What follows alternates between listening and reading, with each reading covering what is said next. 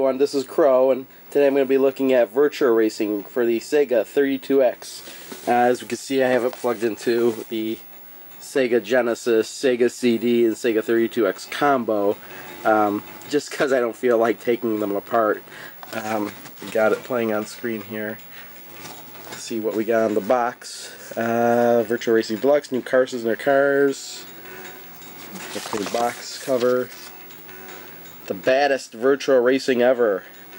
I wonder if they mean it's the worst, or if it's the best. I don't know. The arcade Genesis Smash. That's right, it was on Genesis too. Genesis comes to Genesis 32X with Virtua Racing Deluxe. Now choose from any 3 cars, Formula 1 stock or prototype car, and race against a classic or against a friend. Experience the sizzling power of the 32X with Virtua Racing Deluxe. Well, I guess... Is that sizzling power? I can't really tell. Is it sizzling? I don't know. 3 cars to choose from. Yeah, they mentioned that. 5 different tracks for driving views. Yeah, 4 driving views, but like a couple of them are like completely pointless. Select automatic or manual transmission. 1 or 2 split. Okay, so 2 people could play. There's the prototype. Okay. Let's dig into the gameplay here. First, let me start out by saying that when Virtua Racing was new in the arcades, I always seemed to gravitate towards that game and play it. And it was because these 3D polygon type games were brand new at the time. Well, maybe not brand new, now that I'm thinking about it. There was Stun Runner and Race Driving and Hard Driving, but this one is really smooth. It moves at a much higher frame rate, and it actually looked pretty good. And I think at about the same time this game came out, Virtua Fighter came out, which was the 3D fighter that has evolved into, what is it now, Virtua Fighter 5? And I think that Virtua Racing actually morphed its way into becoming Daytona USA, because there are a lot of similarities between those 2 games. I also like the fact that even though this is a 32X port of the arcade game with some additional features, it retains that arcade feel. In fact, the opening that you just saw was like you'd see in the arcade with the score scrolling up and then Virtual Racer. However, since it is like an arcade version, your options are very minimal. You actually only have 2 racing modes. There's like the arcade style race where you select your car, select your track, and race. There's only 3 cars to choose from. There are 5 tracks to choose from. That is an upgrade from the arcade version though. And there's also the time attack mode where you select your car and select your track and race however many laps you want to. It can almost be considered like a practice mode. And then there's versus option, which I'm not really going to get into because I only played this game myself. I have to assume it's your regular everyday split screen mode. As for your selection of cars, you have your regular Formula 1 racer that you had in the arcade version, and this is kind of like your average vehicle. And then you've got a stock car, which is slower, but it handles the turns a little bit better. And then you've got a prototype car, which is a lot faster, but it's really, really hard to turn. Now, whatever car you choose, the rest of your opponents on the track will be having the same car, so you don't really have an advantage or disadvantage over anyone else on the track. However, I have to take that back, because now that I think about it, you do have a disadvantage over all the computer-controlled vehicles on the course.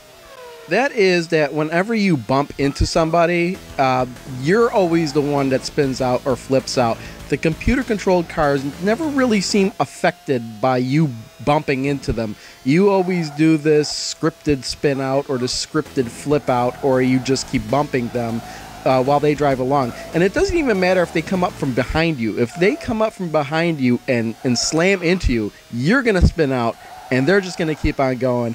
It's kind of cheap, but this is an arcade game, so you can almost let it slide. But however, one of the biggest disadvantages this game has are the graphics. Now, I don't want to say that the game is bad because the graphics are bad. In fact, I don't mind these graphics. These graphics are fine, and they move at a pretty good clip rate. But because there's hardly any textures on the ground, or anywhere for that matter, I found navigating some of the courses to be extremely difficult, especially when sharp turns were coming up. And that's sometimes because the ground and whatever objects are around the track tend to blend together. You can can get used to it by playing these tracks a lot and memorizing what's coming up and such, but I kind of found it off-putting. Another thing I found pretty bizarre in this game is that whenever you're turning and you let go of the controller to stop turning, your car kind of snaps back into driving forward. It doesn't really look natural at all most of the time. And I think this is something you didn't really have to worry about in the arcade version because you actually had the steering wheel and the car would actually turn smoothly as you turn the wheel. But I don't think there is a steering wheel available for this game. Or there may be one for the Genesis. At any rate, I don't have a steering wheel. I was playing this with a regular Genesis controller, and it just seemed really weird. On a positive side, however, the sound in this game is great. It makes great use of stereo speakers, and the announcers and some of the songs and everything, the drum beats, they'll change from speaker to speaker, and it sounds pretty cool. Overall, I'm going to have to give this game a 53 out of 100. Now, it's not the best game around, but it certainly isn't horrible. I mean, it's probably better when it came out 15, 16 years ago, but it just hasn't aged that well. And if you're wondering why I'm giving the game such an oddball score, why not like 50 or 55, why 53, it's because I want to give it like a 50, but it gets bonus points just for this.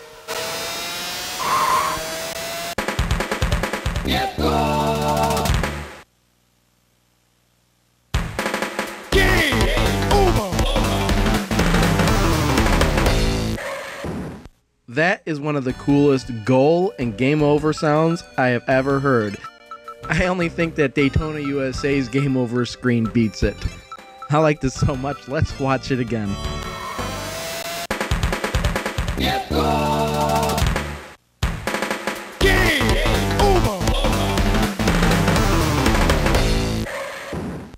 I love that little car crashing noise at the end.